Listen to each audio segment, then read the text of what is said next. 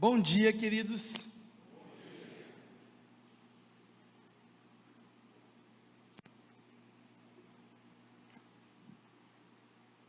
Quero convidar a igreja a abrir a sua Bíblia na carta de Paulo aos Efésios.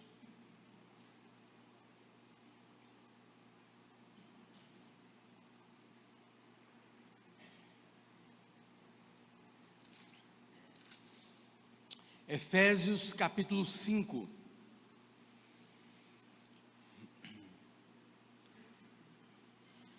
Queridos, nós somos instados, convidados por Deus a vivermos pela fé. O justo viverá pela fé.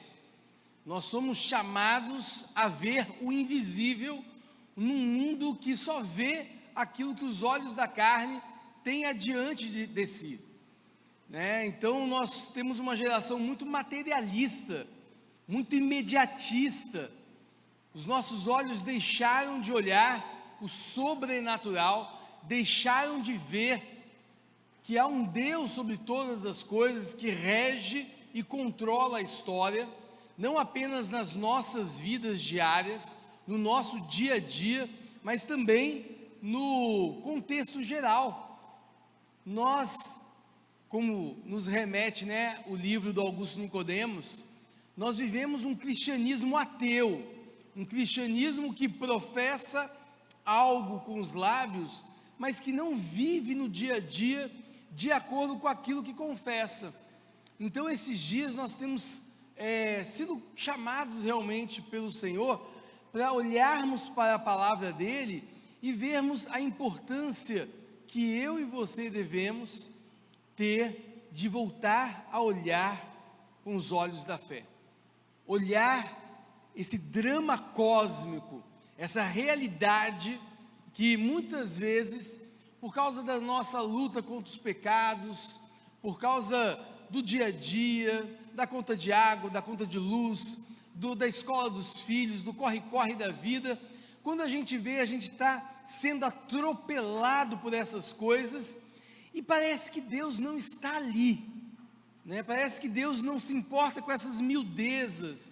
Como glorificar a Deus no nosso dia a dia? Como enxergar com os olhos da fé num mundo que o tempo todo se apresenta e se impõe contra cada um de nós, materialistamente, como se Deus não estivesse se importando ali? Como trazer, como nos colocar? E quando a gente ouve, essa mensagem que eu trouxe sexta, que eu trouxe ontem, a gente tem a tendência de achar que isso muitas vezes é mágico, Isso acontece assim, talvez no dia da conversão, é como se você já nascesse um crente pronto, você não precisasse de mais nada, você já nasce lapidado. Queridos, e não é nada disso que nós encontramos na Bíblia. Quando nós lemos a Bíblia, nós esquecemos que homens como Pedro, Paulo, Abacuque, Sofonias, Zacarias, Moisés, eram pecadores, como eu e você somos, que também tinham as suas questões diárias, as suas preocupações familiares, as suas coisas cotidianas, também eles eram atropelados por essas questões. E eles precisaram ser trabalhados diariamente pelo Espírito Santo, como eu e você também. Quando nós lemos a Bíblia, muitas vezes a gente esquece de ver a Bíblia no contexto de vida real. As pessoas que estão aqui na Bíblia eram pecadores como eu e você, como diz Tiago, sofrem das mesmas paixões que eu e você, as mesmas lutas, as mesmas dores, as mesmas angústias. A gente esquece que eram pecadores que também precisaram ser treinados, amadurecidos.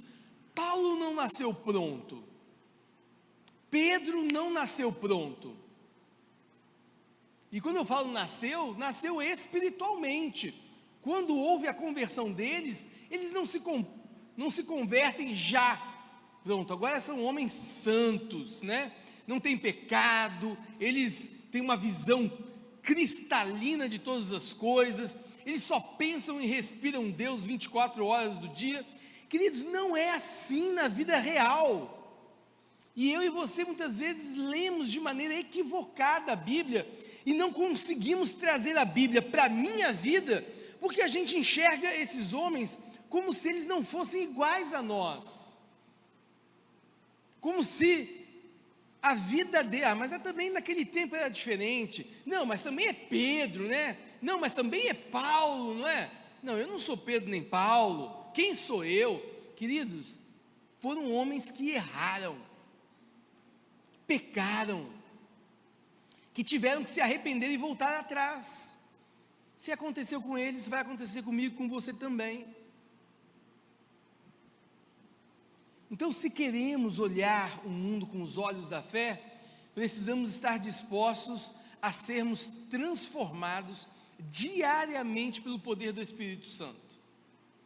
É Deus quem nos treina, é Deus quem nos prepara para nos engajarmos na obra missionária.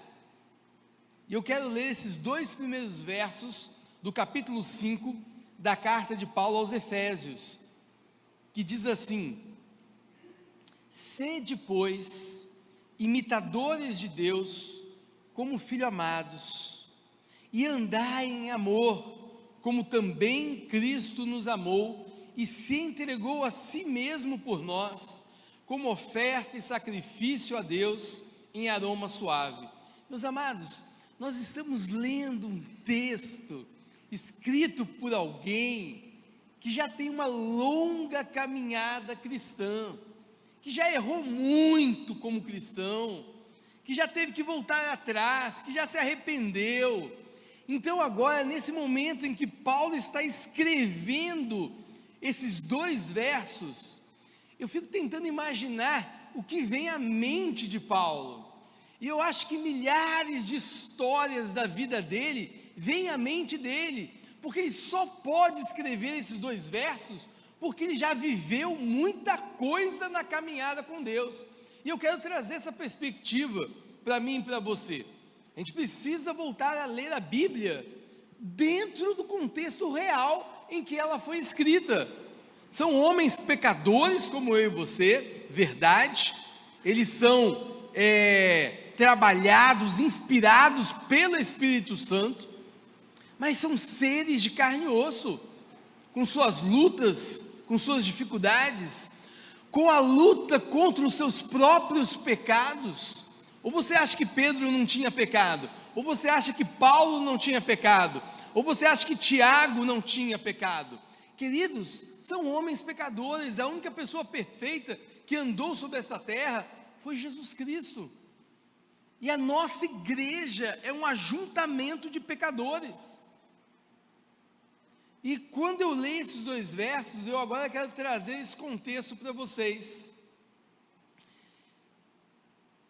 A datação, às vezes, no livro de Atos, ela é um pouco complicada, e algumas pessoas vão diferir em relação a quando aconteceu determinados eventos. Então eu vou partir de uma linha, que a minha intenção hoje é só dar para você uma sequência dos eventos, para você perceber em que ponto nós estamos em Efésios, tá bom? Mas vamos pensar que Paulo converte no ano 34 depois de Cristo. Então Jesus foi crucificado, morto, sepultado, ressuscitou, a igreja agora avança.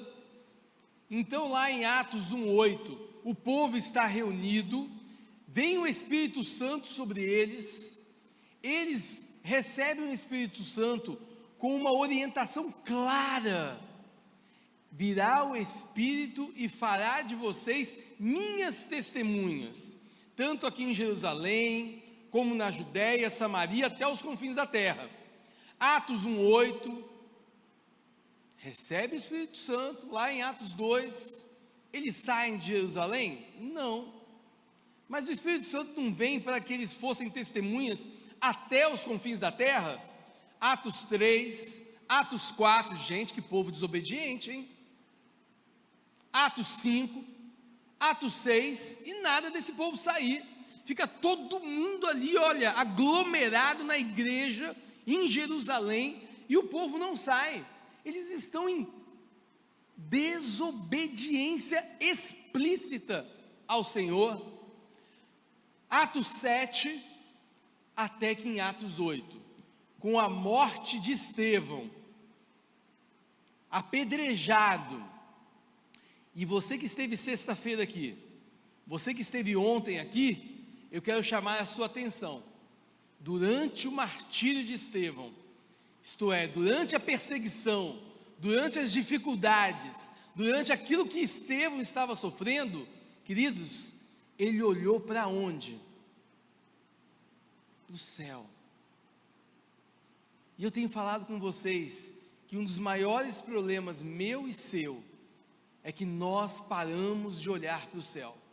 Nós estamos olhando demais para o nosso dia a dia, para os nossos projetos, para os nossos problemas, para aquilo que nos interessa, para aquilo que vem para o nosso conforto, e esquecemos de olhar para o céu. Mas toda vez que um homem de Deus olha para o céu, ele vê o que ninguém está vendo. E nós vimos isso na sexta, e nós vimos isso ontem, e estamos vendo isso agora com Estevão. Estevão está morrendo apedrejado, queridos, deve ser uma morte horrível. Às vezes a gente não para para pensar, né? Imagina, as pessoas estão jogando pedras em você. E ele então olha para o céu, e ele vê no céu Jesus Cristo assentado à direita do Pai, no controle de todas as coisas. Eis que a perseguição começa, mas como testemunha da morte de Estevão, está lá Saulo. E a Bíblia diz que Saulo, ele odiava os cristãos, ele perseguia, queria prendê-los. E ele então pega uma carta para ir em Damasco, prender os cristãos que ali estavam. E no caminho para lá, eis que o Senhor Jesus aparece a Saulo. Saulo, Saulo, por que você me persegue? Mas Saulo não perseguiu o Senhor Jesus. O Senhor Jesus já tinha sido crucificado, o Senhor Jesus já tinha ressuscitado, já tinha subido aos céus. O problema de Saulo era com essa seita chamada de cristãos, esse povo fanático. Ele queria persegui-los, ele queria prendê-los, mas Jesus aparece para Saulo e diz: Saulo, por que você está me perseguindo? A primeira grande lição para mim e para você é que toda vez que alguém persegue a igreja, toda vez que alguém persegue você, está perseguindo ao Senhor Jesus. E Jesus toma as suas dores. As tuas dores são sentidas pelo Senhor Jesus. Toda vez que alguém te humilha por causa do Evangelho, toda vez que alguém te persegue por causa do Evangelho, toda vez que você precisa engolir uma situação por causa do Evangelho, quem está se doendo por você é o próprio Senhor Jesus. Jesus se identifica, Ele é o meu cabeça, Ele é o cabeça da igreja. Saulo, quando persegue a igreja, os governos aí no mundo, quando perseguem a igreja, eles não sabem, mas estão perseguindo o próprio dono da igreja. E isso é um privilégio para mim e para você. Toda vez que nós sofremos por causa da igreja, Jesus está dando um privilégio para mim e para você, de sermos parecidos com Ele, porque Ele sofre pela igreja, Ele sofre por mim e por você, Ele sofre por causa dos nossos pecados, dos nossos erros, da dureza do nosso coração. E quando você sofre por causa de algum irmão da igreja, quando você sofre porque alguém persegue você lá fora, saiba que você está recebendo uma bênção do Senhor. Essa é uma bênção que poucos querem, não é? Mas lembra do sermão da montanha? Bem-aventurados quando vos perseguirem por causa do meu nome, porque perseguiram também os profetas que vieram antes de vocês. Nós não merecemos, é privilégio, é honra demais se nós sofrermos por causa da igreja, se nós sofrermos por causa da perseguição, até mesmo de algum irmão dentro da igreja, ou de alguém lá fora. Muitas vezes nós não conseguimos enxergar, porque a gente só vê com os olhos da carne, a gente não tem os olhos da fé para perceber: Senhor, obrigado, eu não mereço este privilégio de sofrer pela igreja, mas Paulo sofreu pela igreja, Pedro sofreu pela igreja, Tiago sofreu pela igreja. Por que eu e você não vamos sofrer pela igreja? Por que no primeiro vento de discórdia, eu e você saímos da igreja, buscamos uma outra igreja, nos desentendemos uns com os outros? Queridos, quando nós fazemos isso, nós nos distanciamos do projeto de Deus para a minha vida e para a sua vida. Paulo converte em 34, ele começa uma pregação ali de 3 anos em Damasco. Aí então ele vai fazer a primeira visita em Jerusalém. Essa primeira visita em Jerusalém, e aí as pessoas têm alguma dúvida, provavelmente nos 3 anos em Damasco, talvez ele então estivesse se referindo àquela visita que ele fez às Arábias, à região da Arábia, onde o próprio Jesus revela-se a ele, caminha com ele e ensina a ele. Lembra? O que é apóstolo? Apóstolo é a testemunha ocular dos fatos e eventos do Senhor Jesus. Mas a Paulo não anda com Jesus. E aí quando você vai lá na carta aos Gálatas, Paulo vai puxar a orelha de Pedro. Lembra disso? Mas ele, antes de puxar a orelha de Pedro, ele precisa dizer que ele também é apóstolo. Olha como que Paulo introduz o assunto, tá? Ele vai puxar a orelha de Pedro, Pedro está errando. Mas antes de puxar a orelha do líder da igreja, de um dos apóstolos da igreja, ele começa a carta aos Gálatas contando: olha, eu estive na região da Arábia e Jesus se revelou a mim. Eu não aprendi do evangelho, não foi com Pedro, não foi com nenhum dos outros 10, não foi homens que me ensinaram isso, eu recebi do próprio Senhor Jesus. E aí então, Paulo com isso garante: eu sou apóstolo tanto quanto Pedro, em nada devo a eles, porque se apóstolo é aquele que foi enviado pelo próprio Senhor Jesus, eu fui enviado, Jesus andou comigo, eu andei com ele, eu aprendi do próprio Senhor Jesus. Então talvez nós estejamos nesse contexto. A pregação de Paulo causa tanta dificuldade em Jerusalém que ele precisa fugir num cesto. E aí é que está uma das coisas que passam desapercebidas de mim e de você. Desses eventos que eu acabei de contar, até a primeira viagem de Paulo, talvez tenha passado mais de 10 anos, pelo menos. Veja, Paulo não nasceu um missionário pronto.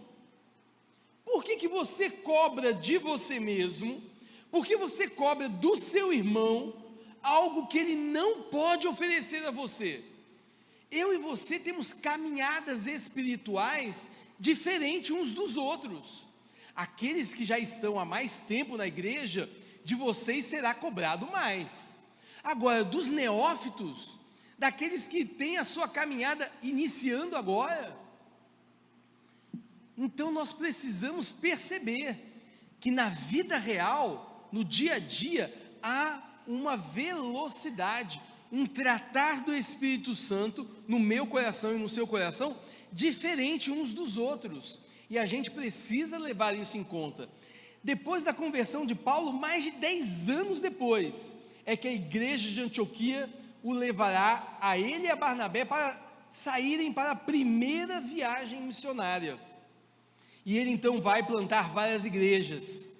Quando a igreja cresce, presta atenção, hein?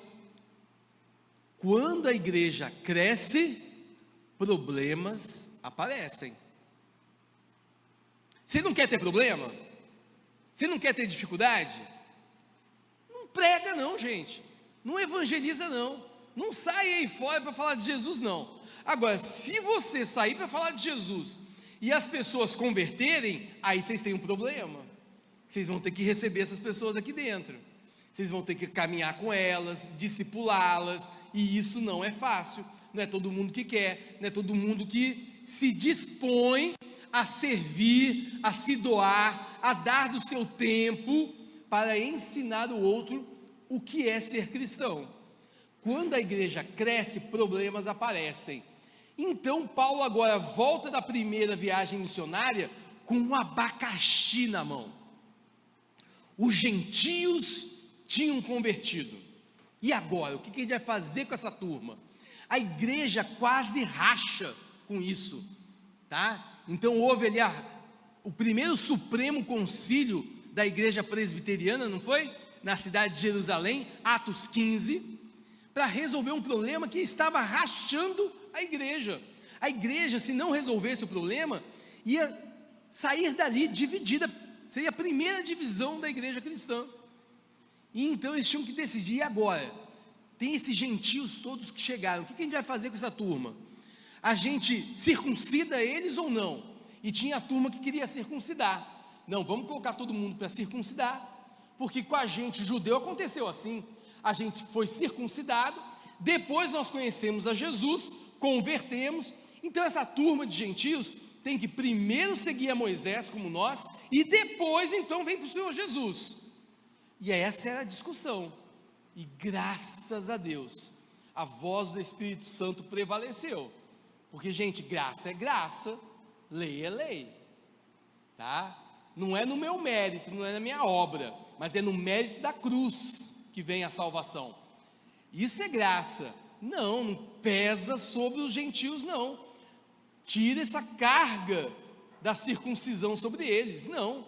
Assim como nós fomos salvos pela graça mediante a fé, os gentios também serão. Nós não fomos salvos porque éramos de Moisés e então merecíamos a salvação, não foi isso não. Então que os gentios venham. E aí então Paulo vai partir para a segunda viagem missionária dele. Gente, quantos anos passaram? A segunda viagem missionária deve ter acontecido ali por volta do ano 48 depois de Cristo, 47, 48, 49, segunda viagem missionária. Olha quanto tempo passou desde a conversão de Paulo em 34, hein? Olha o tempo que Paulo é crente, tá? Quero chamar sua atenção para isso.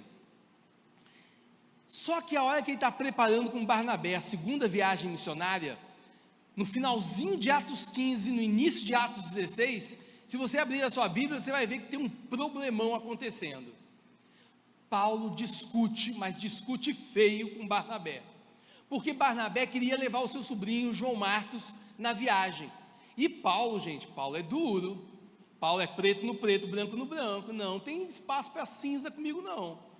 Paulo era durão, e fala para Barnabé, não vou levar seu sobrinho de novo não, porque lá na primeira viagem missionária, ele abandonou a gente, usando assim a linguagem popular, ele amarelou. Gente, parece que João Marcos, ele era um menino, talvez com seus 15, 16, 17 anos, mas o fato é que ele era uma criança, um jovem, imaturo espiritualmente, mas não adianta com Paulo não ter essa conversa não, com Paulo é preto, preto, branco é branco, não tem espaço para cinza, ajoelhou, tem que rezar. João Marcos não rezou, então rapaz, então você vai ficar, não vou levar. E a discussão entre Paulo e Barnabé, dois pilares da igreja, olha só, não estamos falando de crentezinho não estou falando de Fábio Ribas não, estou falando de Paulo e Barnabé, os dois entram numa discussão tamanha que os dois dividem. Barnabé pega João Marcos e leva para Chipre. Olha como que a palavra de Deus vai ensinar para mim e para você agora, hein?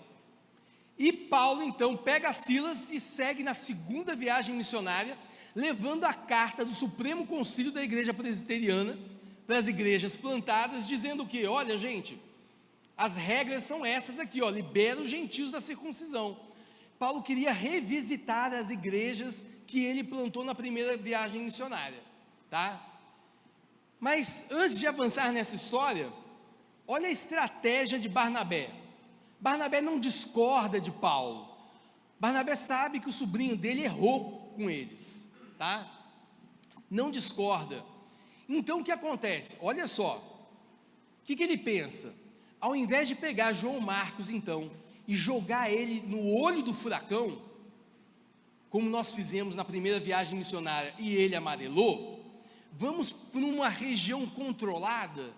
De onde que era Barnabé? Chipre, era a terra dele, era a terra da família dele. Então ele pega o sobrinho e leva para Chipre, que é onde ele pode fazer um trabalho de evangelismo dentro de um ambiente mais controlado.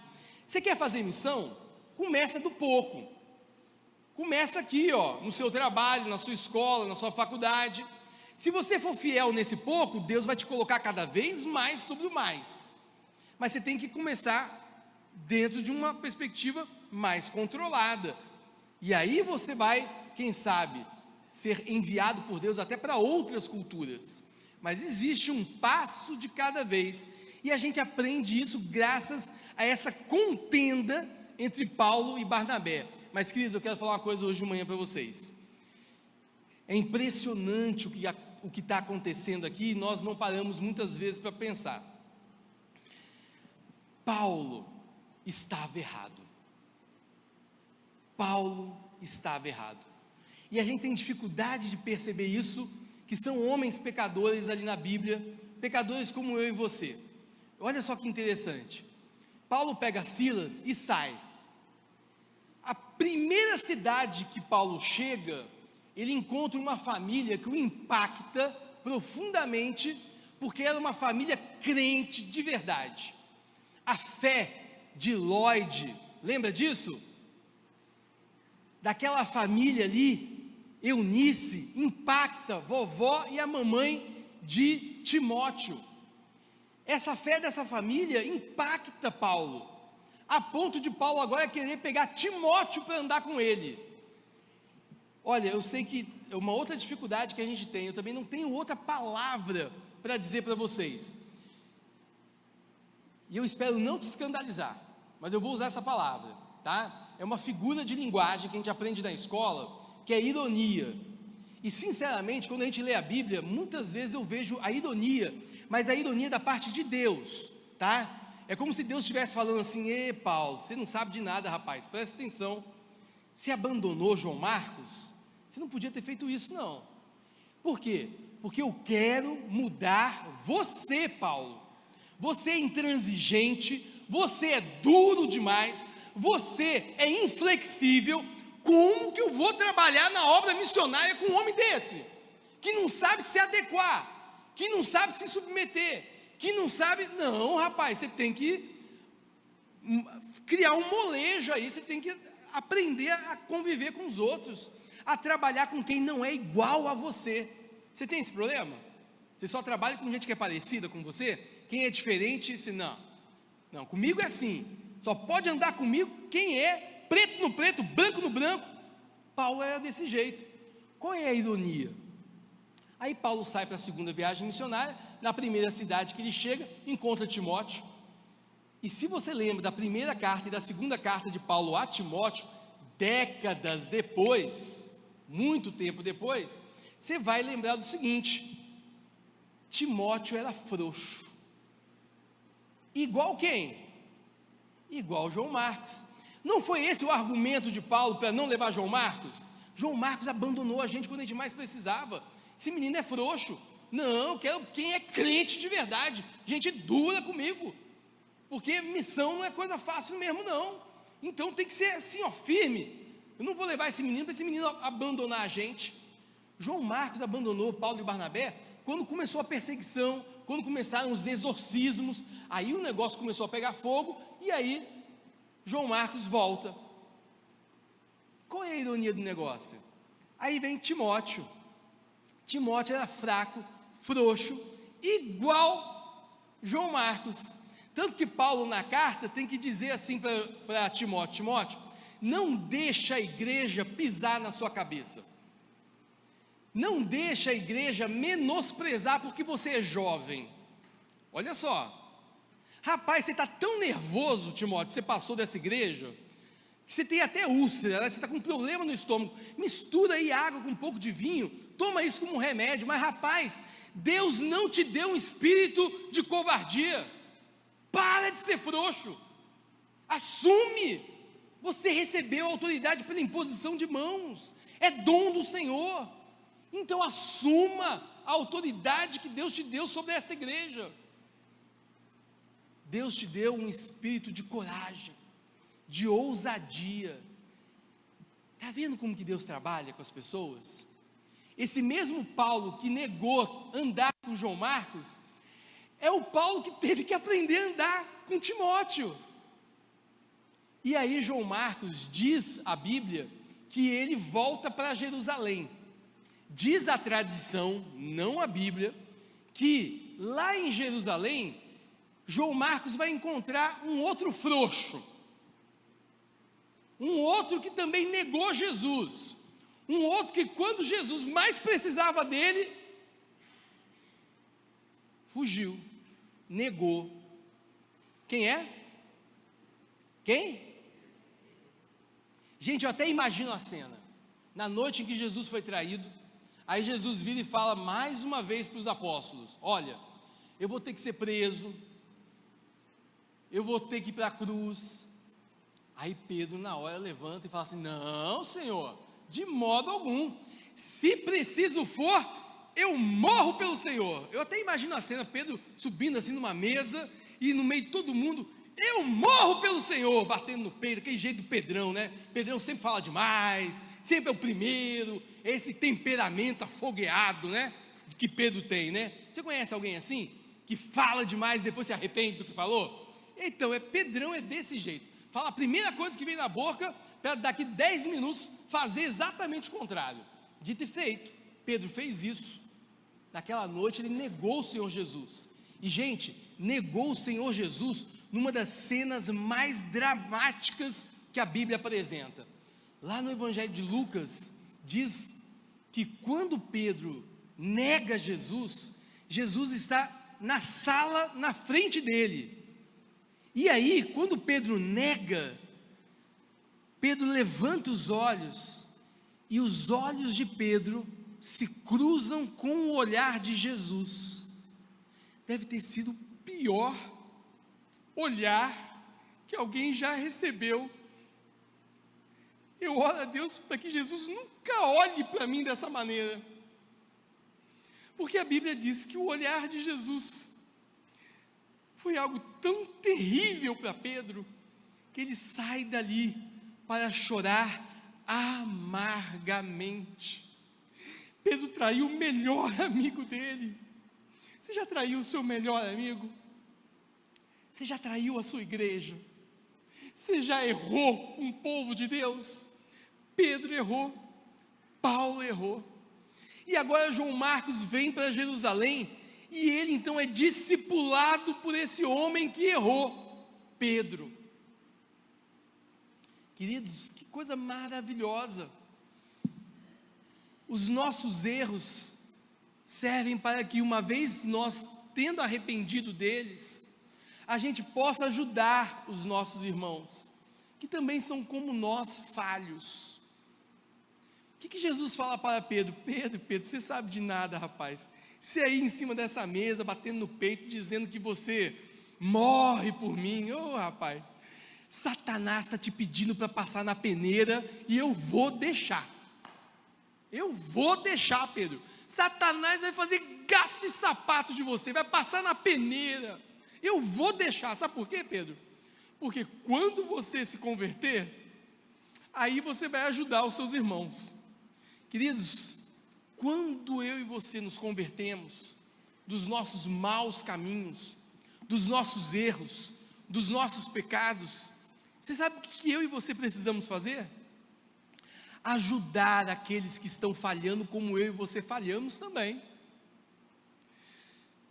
Se Deus te levantou do buraco que você estava, é para você ajudar quem caiu no buraco também.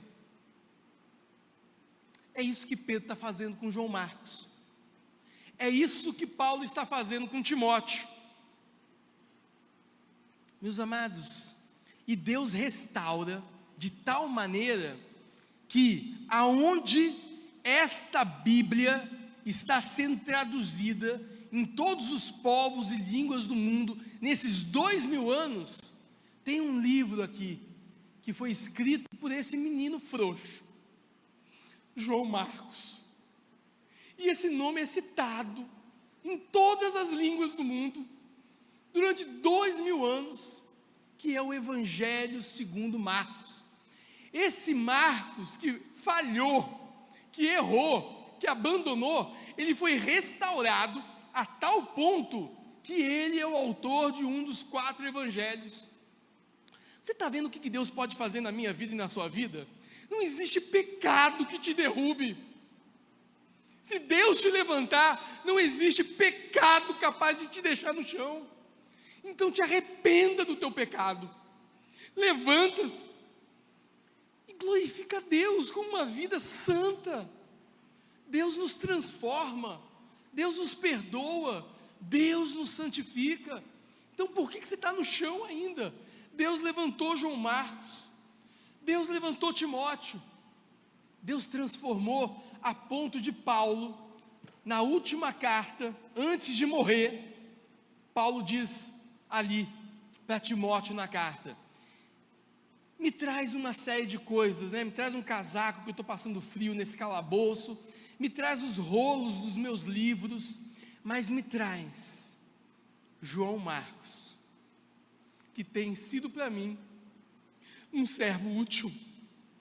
Paulo, aquele que negou João Marcos décadas atrás, reconhece que João Marcos mudou e mudou para melhor. Você pode mudar e pode mudar para melhor, porque esse é o trabalho que o Espírito Santo faz no meu e no seu coração. Queridos, João Marcos mudou? Sim ou não? Pedro mudou? Sim ou não? Paulo mudou? Então por que eu e você vamos continuar ruim desse jeito? Ah não, mas eu nasci assim, fui criado assim. Tem um pastor que eu amo, e ele sempre faz essa brincadeira. O pessoal fala assim, pau que nasce torto, morre torto, não é isso? Mas eu conheço um carpinteiro de Nazaré que dá jeitinho, e coloca esse pauzinho assim, retinho. Então para de achar que Deus não pode transformar a sua vida, porque pode. Porque pode. Sede, pois, imitadoras de Deus como filhos amados. Queridos, olha só, Paulo então volta da segunda viagem missionária. A última cidade que ele chega é Efésios, é Éfeso. Então, com a promessa de que voltaria depois lá. E realmente, na terceira viagem missionária, que deve ter acontecido talvez 53, 54, 55 depois de Cristo, Paulo converteu em 34, gente. Eu estou dando essa dimensão para você ver que as coisas não são mágicas. Todo mundo aqui nessa história está amadurecendo espiritualmente. Então com você e comigo vai acontecer do mesmo jeito. Errou, pecou, arrependa-te, verdadeiramente, se lança aos pés da cruz. Aconteceu com Pedro, aconteceu com Paulo, vai acontecer comigo, com você.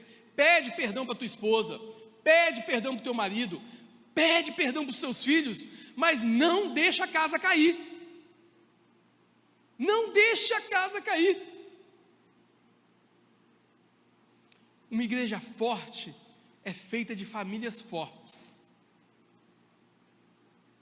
Pede perdão, volta atrás e segue debaixo dos méritos da cruz de Cristo.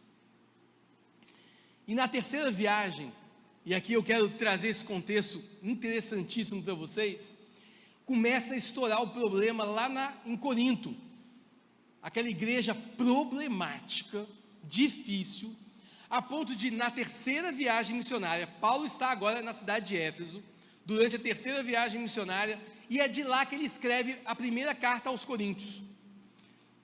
E ele está vendo o circo pegando fogo dentro da igreja, uma igreja dividida, uma igreja cheia de grupinhos, de panelinhas, uns tendo tensão com outros, um falando mal do outro, e Paulo escreve para resolver o negócio, dizendo que ele vai visitar a igreja, né?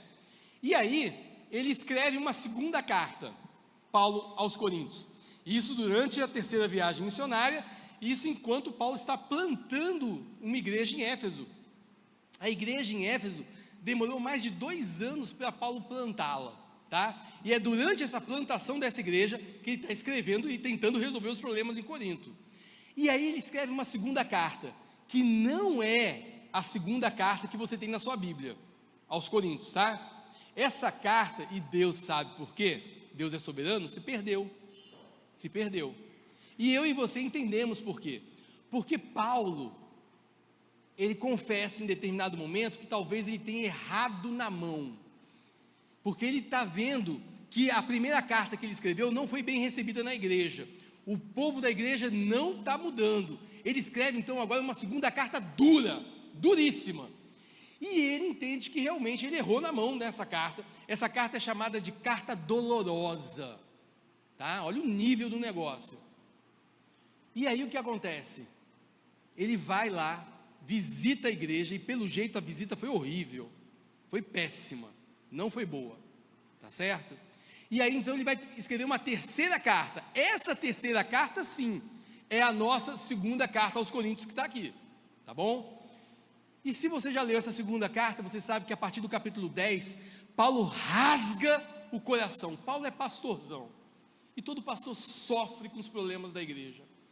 Corinto é uma igreja que Paulo plantou, e vendo a igreja tão dividida, e não se convertendo, não se arrependendo dos seus pecados, a partir do capítulo 10 de 2 Coríntios, lê em casa, Paulo rasga o coração dele, ele rasga, ele se humilha, ele está confuso em relação a essa igreja. Meus amados, eu perdi tanto tempo com vocês, será que foi isso? Para agora vocês se engalfinharem, brigarem, se matarem uns aos outros? Paulo está escrevendo essa carta ainda de Éfeso. Terceira viagem missionária termina, talvez lá no ano 60, e aqui eu quero chamar a sua atenção. Lá no ano 60, Paulo vai ser preso em Roma. Dizem que essa prisão durou de 60 a 62, e então ele vai ser liberto, ainda vai viver mais 2 anos antes do martírio mesmo dele, tá? Então talvez ele tenha morrido em 64, 65, por aí mais ou menos, mas o fato é que ele fica preso do ano 60 ao 62, e lá dessa prisão é que ele escreve várias cartas, chamadas cartas da prisão, né? Entre elas, a carta aos Filipenses, que é a carta da alegria. Ele escreve uma carta cheia de felicidade, estando preso, uma situação horrível, tá? E também escreve qual carta entre o ano 60 e 62 da prisão? Essa carta aos Efésios. E gente, eu fico tentando pensar como pastor, que pastor sofre, gente. Quando você chora, o pastor chora. Quando você se dói, o pastor se dói. Quando você cai, o pastor sofre com você. Paulo é um pastorzão, o coração dele é muito pastoral, ele sofre com as igrejas que ele plantou. E você acredita que agora, lá no ano 60, ele olha para a igreja em Éfeso e vê a igreja cometer os mesmos erros da igreja de Corinto?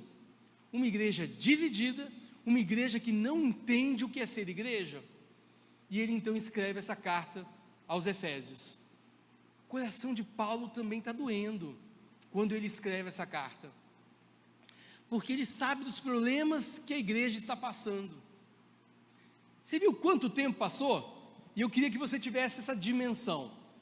Nós estamos falando de um Paulo que já caminha com Cristo há 30 anos pelo menos, quando ele escreve esta carta aos Efésios. Paulo já está há 30 anos de convertido, olha quanta coisa ele viu, e ele agora escreve para os Efésios: sede, pois, imitadores de Deus, como filhos amados. Andai em amor, como também Cristo nos amou e se entregou a si mesmo por nós, como oferta e sacrifício a Deus em aroma suave. Queridos, o primeiro verbo que aparece aí, o sede, ele é um imperativo, é uma ordem. Então é uma ordem para mim e para você. Eu e você precisamos imitar. E agora eu vou chamar a sua atenção para o texto aqui, tá? Dentro do contexto da carta, essa palavrinha Deus aí é Jesus. Paulo está falando de Jesus, tá bom? Então vou voltar aqui e vou ler de novo agora assim, ó. Sede, pois, imitadores de Jesus. Toda vez que na gramática do grego tem uma ordem, sempre tem um como cumprir essa ordem. Vários textos do Novo Testamento acontece isso. Aparece uma ordem, faça isso. E logo depois mostra como é que você vai cumprir essa ordem, de que maneira. E acontece isso aqui também, olha lá. Vocês precisam ser, vocês devem ser imitadores de Jesus. Como? Como filho amado. Veja, Jesus, quando veio à terra, quando se encarnou, ele andou entre nós, se comportando como filho amado.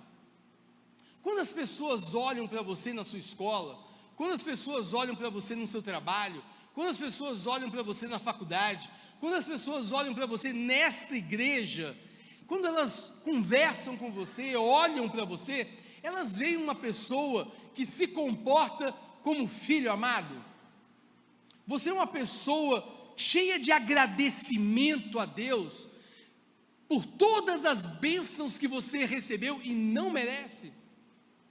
Deus é o seu Pai, o Deus que criou os céus e a terra, te encheu de presentes que eu e você não merecemos. E Jesus nesta terra andava com um comportamento como se ele fosse amado pelo Pai, e realmente ele era amado pelo Pai. O problema hoje, queridos, é que eu e você também, em Cristo Jesus, somos amados pelo Pai.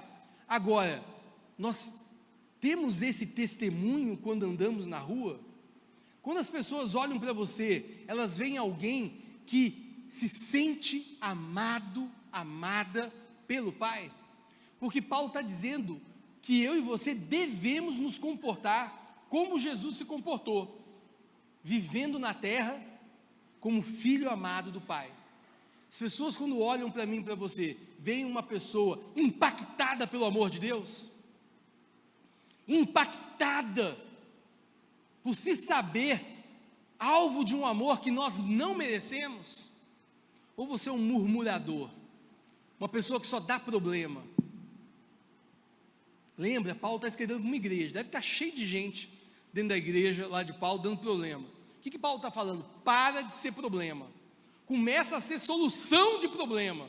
Que está aí uma boa razão para eu e você orarmos. Deus, eu não quero ser problema nessa igreja, eu quero ser solução de problema. Será que você pode orar assim? Para de reclamar, para de murmurar, para de dizer que devia ser assim, não devia ser assado, não, assim está errado, não, não concordo, não.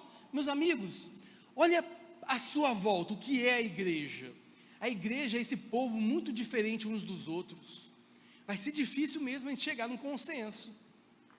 Você acha que realmente a gente sempre vai ter consenso 100%, todo mundo vai concordar em 100%? Não vai, não vai. Então a gente precisa entender que a gente precisa fazer a nossa parte. E qual é a parte que eu posso fazer? Andar como filho amado. Nisto eu devo imitar Jesus. Mas Paulo vem com uma segunda ordem: andai em amor. Mas como que eu vou andar em amor? Toda vez que tem uma ordem, tem uma explicação de como, tá?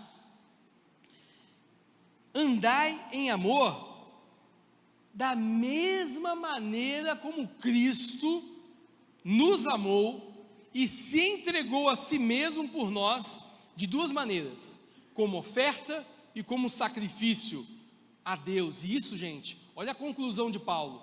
Isso sim, se você imitar Jesus nessa segunda característica, isso vai subir a Deus como aroma suave. Gente, mais gostoso do que o perfume que você está usando, mais gostoso que o desodorante que você está usando. Se você imitar Jesus, nessa segunda característica, isso vai subir a Deus como oferta agradável, aroma, perfume cheiroso. Ao invés de sentir o cheiro do podre dos nossos pecados, imitando a Jesus, andando como Jesus andou, Deus vai receber o cheiro bom de uma vida santificada na caminhada com Jesus. E eu queria falar ainda isso sobre você, sobre o texto. Andar em amor. Sim, mas o que é andar em amor? Como fazer isso? Mais uma segunda imitação ao Senhor Jesus. Jesus Cristo nos amou. Você ama a igreja? Paulo está falando para uma igreja, gente. Não é uma carta para o mundo, não, tá? Não é uma carta para o mundo. Às vezes a gente tem mania de pegar os textos bíblicos e jogar para fora das quatro paredes, né? Mas nem todos os textos são para fora das quatro paredes, não. Paulo está escrevendo para uma igreja e está dizendo para a igreja, gente, Jesus nos amou. E você tem amado o seu irmão? Você tem amado a sua irmã? E olha, não é fácil não. Não é fácil não. E Paulo vai continuar a dizer, ó, Jesus mostrou que Ele nos ama, se entregando pela igreja. Você tem se entregue por esta igreja? Eu não vou nem falar da igreja espalhada por toda a terra, porque senão abstrai demais, né? Não, eu estou falando esta igreja local aqui. Vamos pensar dentro do ambiente que a gente consegue controlar, tá certo? Você ama esta igreja? Você ama os seus irmãos desta igreja? Porque Jesus ama e morreu por eles. Você está dizendo que você não ama quem Jesus ama? Que você não quer se entregar por quem Jesus se entregou? Você acha que quem é que está em pecado nessa história? É você. Quando Jesus chegou para Pedro, para restaurar o ministério dele, foi exatamente essa a proposta de Jesus. Pedro, tu me amas? 3 vezes. Jesus estava cutucando a onça, né? Pedro sabia que tinha negado Jesus 3 vezes. Aí me chega Jesus e pergunta 3 vezes. Nossa, é como se Jesus chegasse assim e ficasse assim cutucando assim, tá doendo. Você acha que essas perguntas não doeram em Pedro? Tanto que na 3ª vez Pedro não consegue responder. Ele diz, Senhor, tu o sabes. Eu não tenho nem coragem, depois do que eu fiz com o Senhor, na hora que o Senhor mais precisava, eu te traí, eu te neguei. Então se o Senhor está perguntando é porque talvez o Senhor saiba que na verdade eu não te amo. Então eu vou entregar essa resposta para o Senhor, toma de volta. O Senhor sabe, afinal de contas, o que eu sinto pelo Senhor. Eu não tenho nem coragem mais de subir na mesa e bater no peito e dizer, eu morro pelo Senhor. Porque quando eu disse isso da última vez, não cumpri nada disso. Em cada uma das respostas, o que Jesus falou para Pedro? Pedro, se você me ama, então apacenta as minhas ovelhas. Você ama a igreja? Então cuida do seu irmão que está aí do seu lado. Você quer mostrar que você ama Jesus? Está aí a resposta simples. Ame a quem Jesus ama. Ame o seu irmão, ame a igreja. Jesus se entregou na cruz do Calvário por esta igreja. Ame esta igreja. De que maneira? De que maneira? Como oferta e como sacrifício a Deus. 2 palavrinhas para encerrar aqui e trazer essa ideia aqui para vocês. Como oferta. Como que você deve se entregar pelo seu irmão? Como que você deve se doar? Oferta tem a ver com voluntariedade. Presta atenção, hein? Com liberalidade. Jesus se entregou não porque o Pai obrigou ele. Filho, você tem que ir para a cruz, você tem que morrer por aquele povo. E Jesus não tinha saída. Não é essa a doutrina. A doutrina diz que Jesus se entregou porque ele quis. Era um povo feio, um povo pecador, um povo duro de coração, eu e você. E Jesus quis me amar mesmo assim. Ele se entregou como oferta, ele se doou por livre e espontânea vontade. Não responde agora não. Mas eu quero te fazer essa pergunta. Você tem se entregue a esta igreja por livre e espontânea vontade? Não por aquilo que a igreja pode te dar de volta, reconhecimento. Tem gente que trabalha na igreja por reconhecimento, por incrível que pareça, por salário, por incrível que pareça. Mas não é isso que Paulo está falando para a igreja. Você deve se doar, pelo simples fato de que Jesus se doou. Então você deve ser um imitador de Jesus, se entregando pela igreja, por livre e espontânea vontade.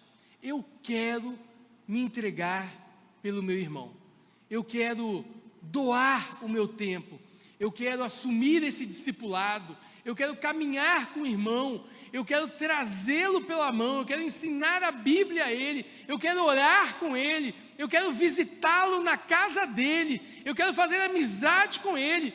Isso porque eu quero ser igual a Jesus. Você quer ser igual a Jesus? Você quer imitar a Jesus? Amar esta igreja como Jesus amou e se entregou por ela como oferta, por livre e espontânea vontade? Essa é uma decisão sua, não é minha. Eu não posso forçar você, porque aí deixa de ser oferta. Mas a segunda palavra está aí: sacrifício. Ninguém disse que ia ser fácil. Quando você decidir amar esta igreja, Paulo não está enganando os efésios. Gente, eu não estou dizendo para vocês que é fácil. Não. Eu já me desentendi com Barnabé, eu já me desentendi com Pedro. Gente, esse é o Paulo que está escrevendo aqui agora, 30 anos de caminhada com o Senhor Jesus, já errou muito, já voltou atrás muitas vezes, já pediu perdão pelos pecados muitas vezes, e vai acontecer o mesmo comigo, com você. Então, não é fácil amar a igreja, somos pecadores redimidos no sangue do Cordeiro, graças a Deus, mas tem joio dentro da igreja também, mas não cabe a mim dizer quem que é joio e quem é trigo, não cabe a você isso. Isso quem vai dizer é Jesus na volta dele, ele vai fazer a separação, não sou eu, não é isso? Mas o que cabe a mim? Saber que a hora que eu decidir, e eu tenho, gente, é ordem, o verbo está no imperativo, tá? Andar em amor, não é? Então se você quiser, de repente você resolve também imitar Jesus. Não, Paulo está dando uma ordem: ande em amor, é ordem. Como? Fazendo igual Jesus, se entregando pela igreja livremente, porque você quer. Isto é, se você não quiser, sinal que temos um problema no seu coração com o Espírito Santo, aí. E aí é um problema seu com Deus, eu não vou entrar nessa seara. E eu quero te dizer que vai ser difícil, exige sacrifício mesmo, tá? Exige muitas vezes eu e você aprendermos a arte de engolir sapo-boi. Já engoliu sapo-boi? Você conhece sapo-boi, né? É aquele sapão enorme desse tamanho. Você imagina você engolir um sapão daquele, negócio não vai descer não, vai ficar entalado aqui. Você já teve problema com o seu irmão a esse ponto? De você ouvir uma coisa e falar assim: eu não tinha que estar ouvindo esse negócio aqui não. Não. Quem que ele pensa que é para estar me dizendo isso? Ele sabe com quem está falando? Gente, tem hora que o nosso orgulho vem à tona, né? Mas lembra, Paulo também era orgulhoso, Pedro também era orgulhoso e eles mudaram. Eu vou mudar, você vai mudar, porque a proposta de Deus para mim e para você é que cada dia eu e você fiquemos mais parecidos com o Senhor Jesus. Essa é a grande proposta de estarmos aqui. Então a defesa da nossa união, e este é o tema da nossa conferência, depende de você se entregar como Jesus se entregou a esta igreja, a quem está sentado do seu lado. Se entregue a essa pessoa voluntariamente, mas saiba, há sacrifício. Vai ser difícil muitas vezes, mas lute pela unidade da igreja. O problema em Éfeso era o mesmo problema de Corinto. A igreja estava dividida. Então Paulo escreve esta carta para a igreja em Éfeso entender, afinal de contas, o que é ser igreja, não aos meus olhos, mas aos olhos de Deus.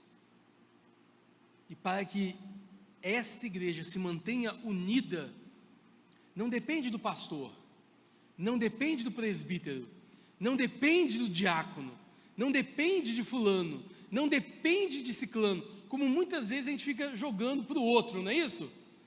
Queridos, a Bíblia acabou de dizer para mim e para você, que a unidade desta igreja depende de mim, depende de você, não depende do outro. Se você não se entregar por essa igreja, não amar essa igreja como Jesus amou, não espere que o seu pastor faça isso por você, porque ele não vai fazer. Não espere que o seu presbítero faça isso por você, porque ele não vai fazer. Não espere que o diácono faça isso por você, porque ele não vai fazer. Isso é uma responsabilidade que Deus vai cobrar de você. Quando você chegar no céu, Jesus vai olhar para você e vai perguntar aí, então, né, poxa, que pena, né, querido? Qual é o seu nome? Vitor, que pena, né, Vitor? Nossa, o teu pastor te atrapalhava, né? Poxa, você queria até vir para a igreja, né, tal, mas aquela liderança era ruim, né, daquela igreja. Nossa, então, Pedro, então, não, mas entra aí, né, porque você foi vítima daquela péssima liderança, daqueles irmãos horrorosos que você tinha naquela igreja. Você acha que Deus vai fazer isso? Não. Quando o Vitor chegar no céu, Jesus vai olhar para você e vai dizer, você amou a minha igreja como eu amo? Você se doou? Gente, essa conversa é pessoal. Eu não vou cobrar de você sobre a vida do outro. Jesus não vai cobrar de você sobre a vida do outro. O meu negócio é com você. Jesus vai olhar para mim e para você e vai perguntar, o que é que você fez? Você se entregou em oferta e sacrifício pelo seu irmão naquela igreja? Ah, não, mas meu pai, não tem nada a ver com seu pai agora você dançou, está no céu, entendeu? Agora vamos conversar aqui agora, eu quero saber de você. Não vem colocar a culpa no seu pai, nem no pastor, nem no presbítero, não é isso. O meu compromisso é com você. Aquela carta ali foi escrita para você. Eu quero chamar você para amar esta igreja, não é outra pessoa. Jesus vai conversar com você. Jesus não vai conversar com você sobre alguém. Jesus vai conversar com você sobre você. Vai conversar comigo sobre o que eu fiz e o que eu não fiz. Feche seus olhos, querido. Vamos orar. Ó Pai amado, Senhor, Deus, eis a tua igreja por quem o Senhor morreu. O Senhor se entregou como oferta e sacrifício, e o Senhor nos ordena que a gente imite o Senhor nisso, que a gente ande nesta cidade, nesta igreja, conscientes de todos os presentes, a começar pela salvação que nós não merecemos, a começar pela santificação que nós não merecemos, todos os presentes que nós recebemos e não merecemos. O Senhor deu tanto para nós, e nós não somos capazes de dar nada por esta igreja. Perdoa-nos, Senhor. Perdoa-nos. O Senhor nos deu o teu filho, o que o Senhor tinha de mais caro, e a gente não consegue dar nada pelo nosso irmão, dar nada por essa igreja. Perdoa-nos, Senhor. Às vezes nós queremos ser missionários em terras tão distantes e não sabemos sequer pedir perdão para nossa esposa, a gente sequer sabe pedir perdão para o marido, para os filhos, para o pai, para a mãe, assumir que errou, voltar atrás, acertar e começar de novo. Ó Deus, a gente precisa andar em amor, se doar pelos nossos irmãos, se doar por essa igreja, sabendo que há sacrifício. Vida cristã é sacrifício. Muitas vezes a gente vai ter que ouvir mais do que falar. Muitas vezes, Senhor, o Senhor vai nos ensinar a perdoar quando nós devíamos, na verdade, estar perdoando. Muitas vezes, Pai, nós vamos ter que perdoar o nosso irmão, quando nós é que estamos sofrendo a injustiça. Ele é que tinha que pedir perdão a mim. E muitas vezes eu vou ter que pedir perdão sabendo que eu é que estou perdendo. Mas é isso que a Bíblia ensina, Pai. Eu preciso me sacrificar para que haja paz na igreja, para que haja unidade, para que haja crescimento espiritual. Muitas vezes eu vou ter que me sacrificar, abrir mão dos meus direitos, para ver o meu irmão crescer, para ver esta igreja crescer. Ajuda-nos, Senhor, porque uma igreja que faça isso, será uma igreja que vai ser um farol nesta cidade, um farol neste estado, neste planeta. E eu quero, Senhor, que esta igreja, junto com as suas famílias, faça toda a diferença.